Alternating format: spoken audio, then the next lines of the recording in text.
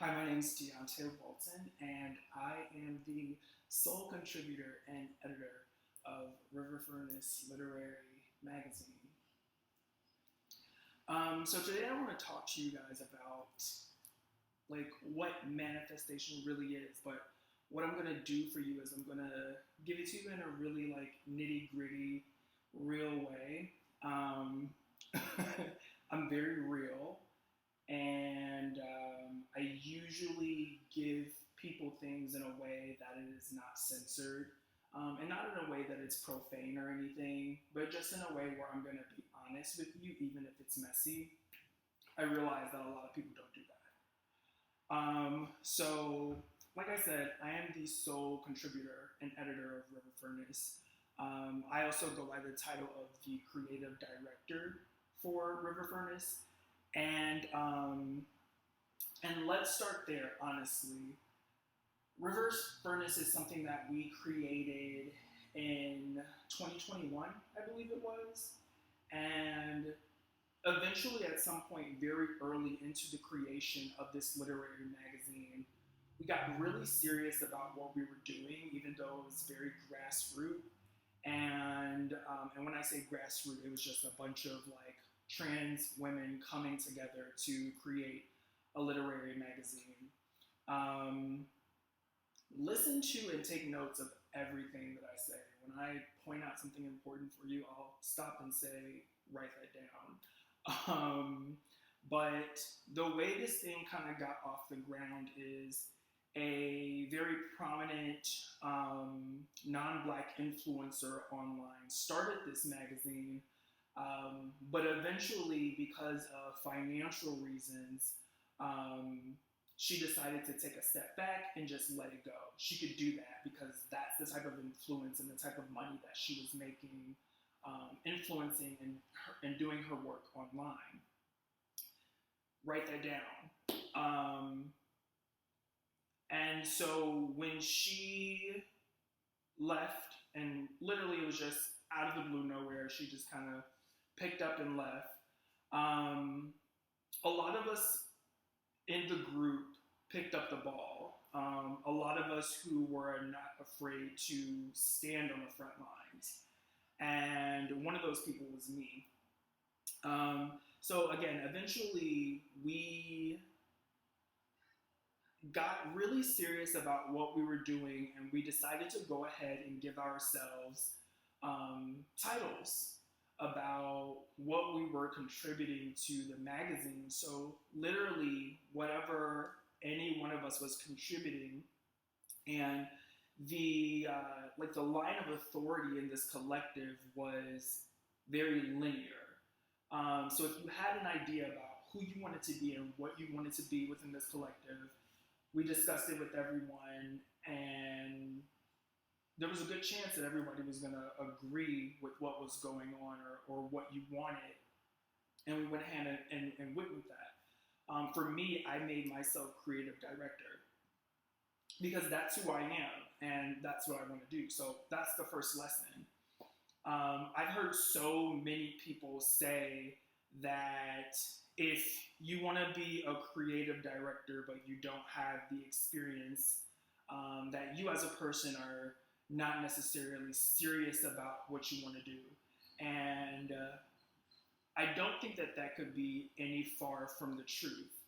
I think if you're in your mid 20s, but especially if you are just turning 30 or in your mid 30s, your life is a work of art and you have the experience. If you have the passion to do something as, what's the word I'm looking for? Coveted, as a role that seems to be so gate kept, like a role like creative direction. If you're really passionate about that, and you're really passionate about making that dream come true, then you have to recognize that there's a good chance that a good 80 to 90% of the things that you've done in your life, even though they may not necessarily be considered professional experience, is the experience you need to go ahead and claim that title. Did I say write that down? Write that down. That's the first lesson. So I made myself creator director of this literary magazine. And again, we started this in 2021. There were so many obstacles in the road, and there were so many twists and turns, but we really had an incredible time doing this. And some of those obstacles that came about that I want to point out is things like, since that non-Black influencer who had so much influence with the trans community online and on Twitter, since they left, a lot of the people who followed her also left. So from that time, over the next 3 or 4 years, our number of subscribers declined significantly. We started at about $1,000 a month in patronage, and today we are about at a little bit over $200. Yeah, ouch. And but the thing about that is those 150 patrons or so, they've been our core base over the years, and at a certain point that that decline sort of plateaued, and those 150 people have been with us so strong. This is your second lesson. Write this down. And even though a lot of those patrons don't interact with us online, they don't engage and they don't comment, they're still paying for the product. They're still paying to read the magazine. And in fact, River Furnace is actually a free magazine, so these people are actually paying for everyone to read our work, to read my work. Yeah, write that down. A lot of the times, you will not get the recognition that you might think that you're supposed to get. Nevertheless, also what was happening with me around 2020 and 2021 is I was dealing with housing insecurity. And I had dealt with housing insecurity before this point. And I definitely dealt with it later, and we'll get to that. But I actually got myself back on my feet for my first experience of homelessness. And I found an apartment with somebody. Here's the third lesson. Lesson number 3. I found an apartment with someone, and it's good to know that I was really adamant with this person. We became friends in a homeless shelter. And we kind of shared a lot of things in common. And so that's the reason why we became really good friends. And we ended up being a source of security and connection for each other in a very lonely time. And, living in this homeless shelter, this situation, the program was set up in a way where they gave us so many days to, get ourselves together and to move on. And I had done that. And so I was looking for an apartment, and I was having such trouble trying to find that apartment. And I was fucking bummed out about this shit. But I was adamant about not living with someone else. That's another lesson. I was really adamant about not living with someone else because I knew in my heart of hearts that I was not yet responsible enough to share a living situation with another person. Because what I knew and what I understood about myself, even at that point, is that I didn't want to work a 9-to-5 job anymore. At that point, I didn't know that that was the right thing to do. I didn't know if that was the productive thing to do or what I should do. But I knew that's what I wanted to do. So the idea of this person coming to me and saying, hey, well, since you can't find an apartment, let's find one together, it freaked me out because deep down, even if I wasn't admitting it to myself, I knew that there was a chance that I was going to quit the job that I had and I wasn't going to be able to pay bills. I was okay with that. I understood it from a deep level, okay? I understood it from a really deep place and in my core that that had been the way that I survived throughout my 20s. I didn't understand it, but I knew that there had to be more to life than working that 9 to 5, spending most of your time at work, making so much money, and then all of that money going into rent and utilities, and you having nothing left to do anything. I didn't listen to my heart. I didn't listen to my mind, didn't listen to my intuition. I got the apartment with that person.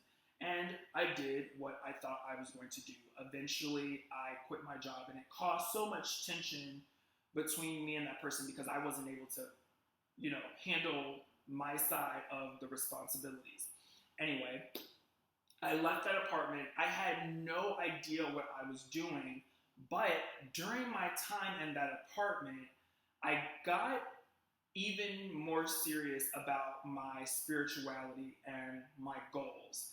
And so I said to myself, I have no idea where I'm going next, but I know I have to pack up my things from here before this situation gets any worse, and I have to just go.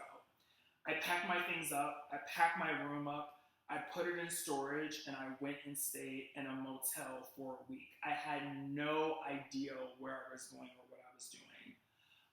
Also, what was happening in that apartment is I had started a school, a spirituality school, basically where I was teaching people occultism and spirituality. And so I made some friends on Twitter from doing that, where we would literally sit on a Zoom or on Discord every Sunday, and I would teach them what I was teaching myself. After I'd run out of money in that week in a motel, I was trying to figure out where I was going to go next. And so I called one of my students and I said, hey, I need somewhere to stay. Can I come and stay with you? And she said, of course. Eventually, that turned into her inviting me to live with her. I just got really lucky with this situation and really lucky to find someone who was as open with life as I was.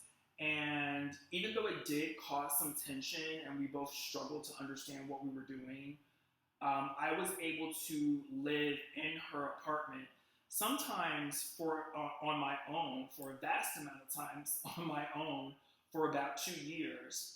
And that friend and a friend of hers, they were both earning their PhDs. They were both PhD students or in higher learning. And so they were teaching me a lot about market mechanics and about life. And they were such a great source of help and comfort and community to me for those 2 years. In fact, that friend that I moved in with is the friend that invited me to contribute to River Furnace. That moment was an upgrade. It was me working even harder to try to build a name for myself online as a spiritual counselor and as an influencer. Basically, my goal was just getting my name out there. And the best way I knew how to do that was to share how I was moving through life on my own, transitioning and learning what it was to become a transgender woman. And again, just not having the help of the family that I was born into. I was helping other people online learn how to be as resilient as I was. The friend of the friend in the apartment that I was staying in, she had bought a house with her partner. She invited me to come and live in that house when her and her partner split after a year. And so I went to go and stay and live in that apartment. The partner found me in the apartment. I was definitely squatting. I don't know why I agreed to do that. I was very terrified to do that. And I was really shocked that that friend was telling me to do that, to just go and just stay there. I think that she was just being like vindictive to her partner that she was in this divorce battle with. But eventually the partner came back to the house. They had both left because they didn't want to be there after the fallout.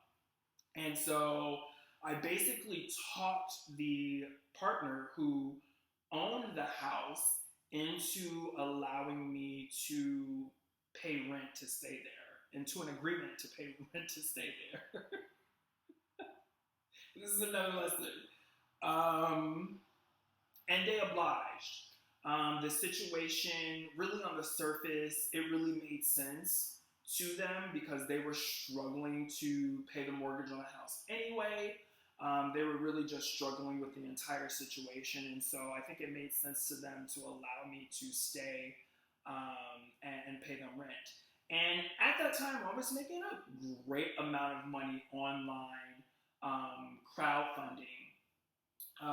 What I was doing prior to moving into that house is I was just crowdfunding my own survival as a transgender woman. But after I moved into that house, I was like, okay, this is an opportunity. This is an amazing, renovated 3-bedroom house. It is beautiful. It is luxurious. It looks like a bed and breakfast. This is my opportunity to follow one of my dreams. And so what I did is I turned it into a boutique hotel / shelter, free room and board for other transgender women. It was something that I was seeking for myself. And so it's something that I gave to the world. And I also just like have aspirations of being like a hospitality entrepreneur. So again, this was a perfect project for me to do. I started that project and I gained a lot of momentum online, a lot of notoriety in doing that. People really loved that idea. T.S. Madison just did this idea. I raised $20,000 for that project. And yes, on the surface, $20,000 sounds like a lot of money. But in the grand scheme of things, if you considered if that was my salary, $20,000 a year is not a great amount of money. And so I used that $20,000 not only to take care of myself, but to take care of the residents of this hotel that I had built. And again, this may have not been considered professional experience, but this was a this was a grassroots initiative. This was a grassroots initiative that I had come up with, and so I absolutely use that as professional experience today because it absolutely is. You need to know that if there are projects that you've done like that, you need to take them very seriously in your endeavor to build your dreams and to build your wealth and build your stability. The things that you do like that are super important, even if they're coming from the ground up and you're dirt poor while you're doing it. While I did that project, again, I leveled up again in my own spiritual journey. This is like third tier. I'm going really hard. I'm teaching people online. They're giving me money for teaching them online. They're giving me money for managing the hotel. And I'm learning so much about this quote unquote manifestation. But the thing about it, this is going to be, I think we're in like the 4th or 5th lesson. The thing about it is, it was a lot of work. It was a lot of back and forth. Each year, there were so many ups and downs with me internally about it. There were times where I doubted what I was doing, and I thought that everything that I was doing was garbage and it was bullshit. There were times when I was really up and things were making sense and they were aligned. But what you have to know is that you've got to sit down and do the work. I would recommend therapy, but honestly, a lot of therapists who exist in the professional therapy setting, or a professional like healthcare setting, they can't help you with your unique experience. Like my unique experience is knowing that I'm not cut for a 9 to 5. My unique experience is knowing that, I really struggle with authority. And when you work with a professional healthcare therapist, a lot of the times they're not going to agree with you on the little nuances of the paths that you need to take in your life, because sometimes those paths are really subversive, and really transgressive or transformative, and it's not going to be something that you could share with somebody and they'd be like, yes, do that. It has to be something, because it's so messy and nasty and ugly, that you have to agree with yourself, like, yeah, this is messy and this is nasty and it might even be stupid, but this is what works for me and my comfort level. And this is what makes me happy, and this is what pleases me. And you have to do that and stick to it, because so many other people are going to tell you, no, you shouldn't do that. And I mean, people get really strange about it, to where they can lead you off of a path of where you need to be and what you need to do in a very underhanded way, where you don't even know that they are changing your mind about what you need to do. They'll get in your head about it. At one point in River Furnace, there was another non-black trans contributor who was saying, oh, well, since this isn't working, we need to just trash River Furnace and you guys give it to me and I'm going to transform it into something else. For me, as a black person who was not really familiar and didn't have the influence that these non-black people did online, I thought that's what community was. I started to think, oh, well, maybe that's what I need to do. Maybe we need to just trash it because it's not working, and I give it up. There was a point in the crowdfunding where someone had gifted me and a group of people who were doing mutual aid and crowdfunding. They gave me a Twitter account with I think it has 20,000 followers on it. And at some point they wanted it back. And, a part of me was like, oh yeah, that's community, since I'm not using this account with this crowdfunding or mutual aid group anymore, I should give the account back. No. This is lesson number 6. I had learned enough of being authentic and following my intuition and doing what was important to me to say no to both of those people. To saying, no, you can't take River Furnace. I put a lot of work in this, and even though it doesn't look like it's succeeding, I'm still going to keep it, and we're going to continue to do that. That's community. I said to that person who gave me that Twitter account, I'm sorry, I know we're not using this for mutual aid anymore or crowdfunding, but this is a Twitter account with 20,000 followers. I feel in my heart of hearts that I need to keep this. I put in the work to do it. I'm going to keep it. And I kept it. Things get messy. It gets ugly. It gets scary. River Furnace magazine has changed drastically. Like I said, right now I'm the sole contributor and editor. There's one other trans girl who does the administrative work, or she handles the financial side of the magazine for me, and so we work in tandem, and we've been working in tandem to keep this thing afloat, so that we can see what we can actually turn it into instead of giving up on it. And neither of us feel like it's time anytime soon for us to give it up. And even with the person who gave me the Twitter account, they were really shocked and surprised that I didn't give that Twitter account up. And they ended up making this whole coup with some other people, and basically telling everyone in my online community that what I was doing with my hotel was a scam. Luckily, I actually didn't have to deal with a lot of it. I actually didn't hear about it for sure until a few months ago. One of my clients that I do readings for told me about it, but it all panned out. I was like, yeah, that makes sense. I suspected that's what was happening. But you know what I did? I was so committed to who I was and what I was doing. I made sure that I cut myself off from all of those people in that entire community. Like, I was muting and blocking people left and right when it came to a certain transition around that time and in that period. And I just cut everybody off because it just came to a point where cycles ended and I was growing and I was becoming a new person. And there were so many things in the timeline that I'm speaking about that were not resonating with me.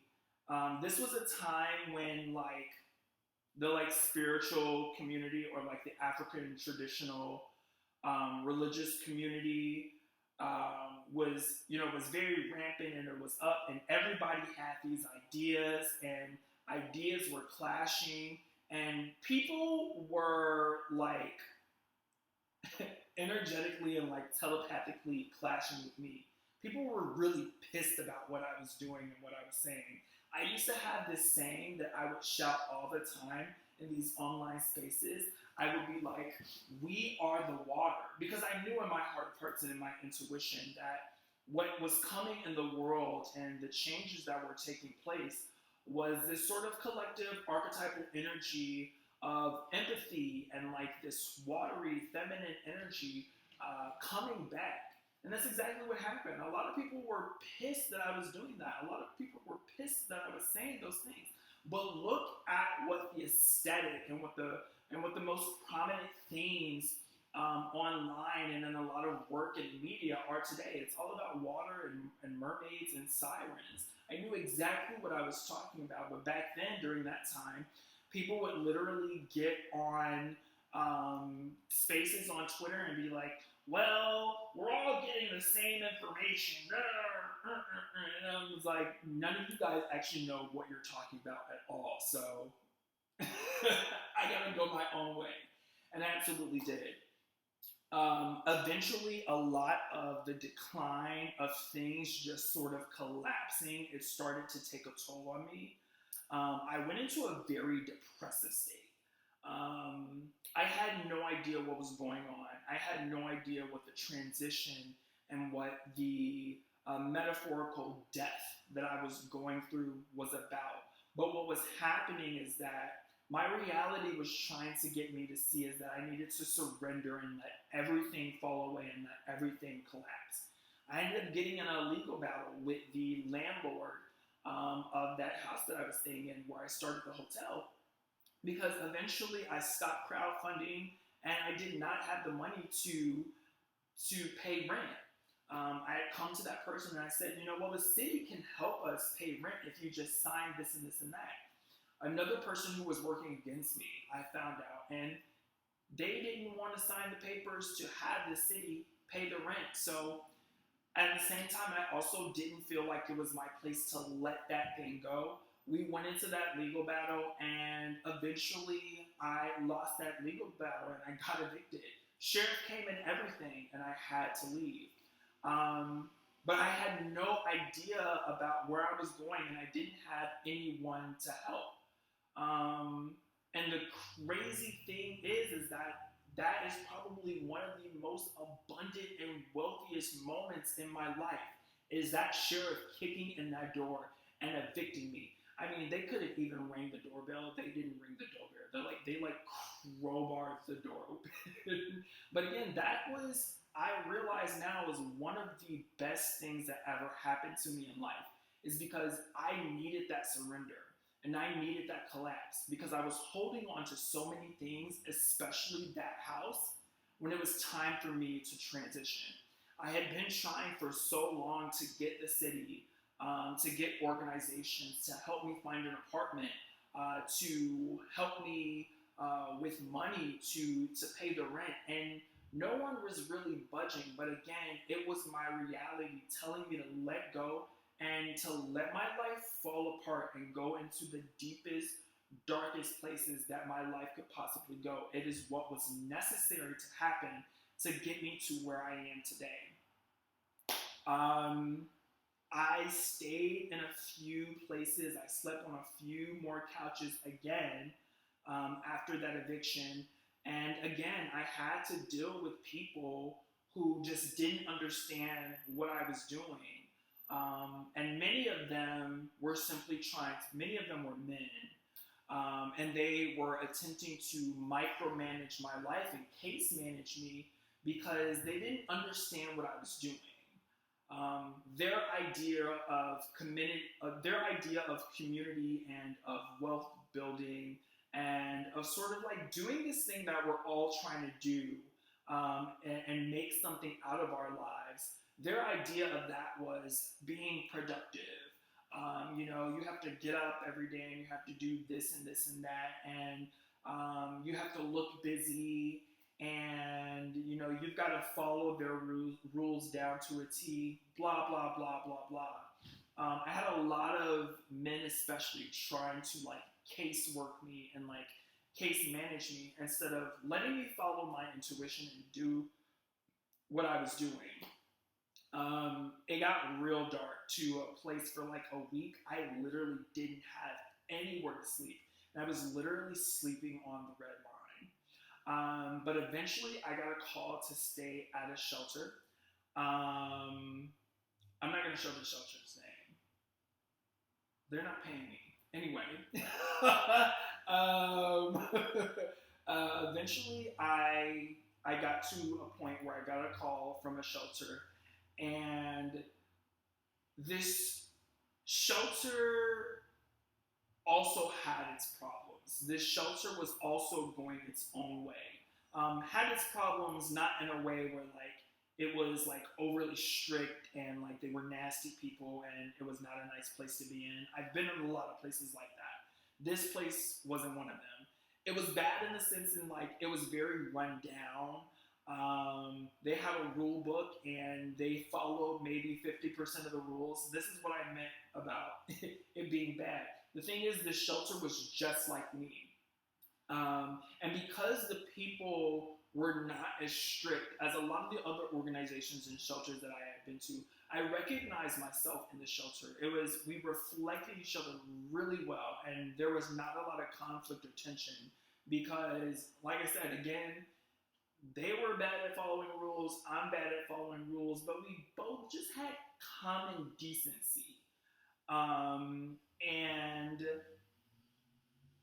when I say common decency, lesson number 8 is we're both willing to do the messy work to actually elevate people. Like all of the things that I've told you about thus far, a lot of the work that I do in my everyday life and in my organization and community building and activism is I'm willing to do the messy work and show up for people, especially marginalized people, especially women, especially trans women, black trans women, especially sex workers, for children and the elderly. I'm willing to cut a nigga if they are somebody who is being oppressive, who is disenfranchising marginalized people, but especially black trans women or black trans or black children or black elderly people. I'm willing to get messy and I'm willing to fight for them. I'm willing to do that, and this shelter that I was at, they were also willing to do that. And so it's probably only one of the shelters in the entire city who actually took the time to create this event for the residents, and they worked with a few other organizations to actually help the residents get housing. And so this is just how aligned everything is. I had only been in that shelter for a month before I secured the apartment that I'm in right now. And in this apartment, the rent is paid for 2 years, including utilities. And it is exactly what I've been manifesting for the last 5 years. For the last 5 years, all of the money that I have made, it's had to either go to rent or utilities, and it's always felt like I cannot catch up to my life. It's either take care of myself and work on my goals and my ambitions, or like pay the electric and the gas bill and the Wi-Fi. And so now I've finally come to a place where I don't have to worry about rent. I don't have to worry about utilities. There is so much that I've learned in this time. I can literally just focus on my dreams, my aspirations, and my work, and focus on River Furnace. And like I said, it is such a blessing. It's a manifestation that is taking place after 5 years. And that's not the only part of the manifestation, and this is how huge it is. I've also learned who I am in these 5 years. I've also learned that the purpose of life is authenticity. And it's in a way where I've learned that this life, it's not about having faith. It's not about having hope. It's not about wishing. It's not about I wish, I want to do this, and I wish, and I hope it happens, and I'm just going to wake up every morning and tell myself that this is the way things are. No, this is lived experience. Over these last 5 years, I have had the experience that if I say fuck you to everybody around me and do what I want, I'm going to get exactly what I want. And I hope that you really can take that lesson away with you today. Again, I'm Deonté Welton. This is River Furnace Magazine, and thank you so much for watching.